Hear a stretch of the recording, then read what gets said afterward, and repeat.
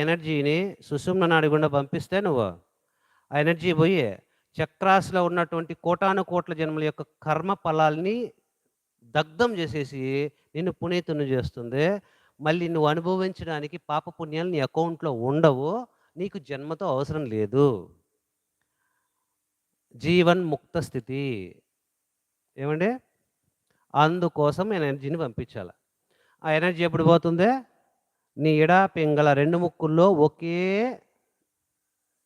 ఒకే ఫోర్స్‌తో, సమత్వంతో ప్రాణశక్తి పోయినప్పుడు. ఇది ఎప్పుడు జరుగుతుంది? నీ మనస్సు ఆలోచన రహిత స్థితికి వెళ్ళినప్పుడు మాత్రమే జరుగుతుంది. అలా మనస్సు ఆలోచన రహిత స్థితికి పోవాలంటే ఏం చేయాలా? ధ్యాన సాధన ధ్యానము తప్ప వేరే మార్గము ఈ లోకంలో లేదు. ఎందుకు ధ్యానమే సమస్తం అని చెప్తారంటే, ధ్యానం చేస్తే అన్నీ ఆటోమేటిక్గా జరిగిపోతాయి. 2 పనులు జరుగుతాయి. భూమి మీద నువ్వు జీవించినంత కాలము నీకు సమస్తము సకలము శుభం జరుగుతుంది. భూమి మీద జీవించిన తర్వాత నీ దేహాన్ని వదిలేసిన తర్వాత పరం అంటే పరలోకం, అందులో కూడా మనకు లాభం ఉంటుంది. ధ్యానం వల్ల ఇహము పరము 2 సుఖమే. భూమి మీద సుఖమే, భూమిని వదిలేసిన తర్వాత ఆత్మగా ఉన్నా కూడా సుఖమే. అన్నీ లాభాలే. నిజమైనటువంటి వారు, తెలివైనటువంటి వారు, వివేకవంతులు ఏం చేయాలా? మీకు వీలైతే రెండింటినీ పొందాల. ఎంతసేపు భూమి మీద సుఖంగా ఉండటానికి నా జీవితం అంతా ఖర్చు పెట్టేసి లాస్ట్లో దేహాన్ని వదిలేటప్పుడు భయంతో కంపించిపోతా, కళ్ళు కనపడకుండా, గొంతు మూగబోయి ఏందో చెప్పాలనుకుంటా అంటే సరిగా మాట బయట రాక, ఒళ్ళంతా కంపనంతో అతి భయానకమైనటువంటి స్థితిని పొందుతూ కదా మనిషి దేహాన్ని వదులుతాడు. దాన్ని ఏమంటామో మరణము అంటారు. మరణానుభవం భయంకరంగా ఉంటుంది. మీరు గరుడ పురాణం చదివితే చచ్చిపోయేటప్పుడు మనిషి యొక్క స్థితి ఎలా ఉంటుంది అర్థమవుతుంది. ఒక 5 నిమిషాలో లేదా 10 నిమిషాలో ఉంటుంది మ్యాక్సిమం. ఎందుకని ఇలాంటివి చెప్తున్నారు అనొద్దండి.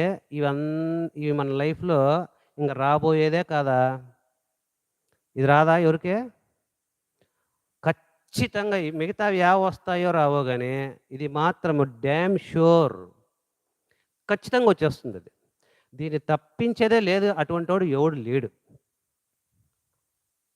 ప్రతి ఒక్కళ్ళు ఈ ప్రాసెస్లో ఖచ్చితంగా మనం పోవాల్సిందే.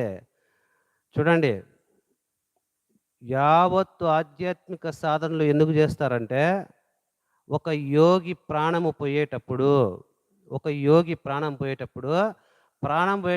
భలే పారవశ్యంగా ఉంటుంది అతనికి. ఎంతో హాయిగా ఉంటుంది. ఉయ్యాలేసి ఊపినట్టు ఉంటుంది. ఫుల్ డ్రగ్స్ ఎక్కించి పారవశ్యం వచ్చినట్లు ఉంటుంది. యోగి యొక్క మరణం అతనికి పారవశ్యాన్ని కలిగిస్తుంది. యోగి కాకుండా సాధారణ మనిషి యొక్క మరణం ఎలా అంటే విపరీతమైనటువంటి భయము, తట్టుకోలేనటువంటి నరకంతో కలిగి ఉంటుంది. అందరూ యోగ సాధన ఎందుకు చేయాలంటే ఆ ఒక్క మరణ భయాన్ని జయించడం కోసం, ఆ యొక్క మృత్యువును జయించడం కోసం. మృత్యు అంటే భయమే యాక్చువల్గా. మృత్యు అంటే ఏంటి యాక్చువల్గా? There is no death. మనకు మరణమే లేదు. ఎందుకు? I'm not the body, I'm the eternal soul. నాకు మరణం లేదు, నేను ఆత్మను కాబట్టి నాకు మరణం లేదు. మరణం అంటే ఏంటంటే ఆ టైంలో వస్తుంది భయము. అదే మరణం అంటే. ఒకవేళ భయం లేదు అనుకోండి, ఉదాహరణకు మీకు నిద్రపోయేదంటే భయమా? మీరు నిద్రపోతారు కదా, భయమా? ఎందుకు భయం లేదు? అది సుఖానుభూతిని కలిగిస్తుంది అని అనుభూతి చెందుతారు. దాని యొక్క పరిచయం మీకు ఉంది. ప్రతిరోజు దాన్ని మనం పరిచయం తెలుసు, మనకు అనుభవం. మరి ఎందుకంటే అక్కడ భయం లేదు. నిద్రపోయేటప్పుడు మనకు మనస్సు లేదు అంటే భయము లేదు, కాబట్టి సుఖంగా ఉంటుంది.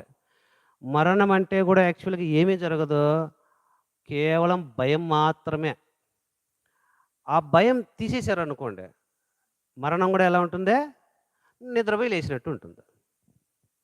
సింపుల్. అర్థమైందండి? మరణం అంటే మనిషి పెట్టుకున్న భయము మాత్రమే మరణం.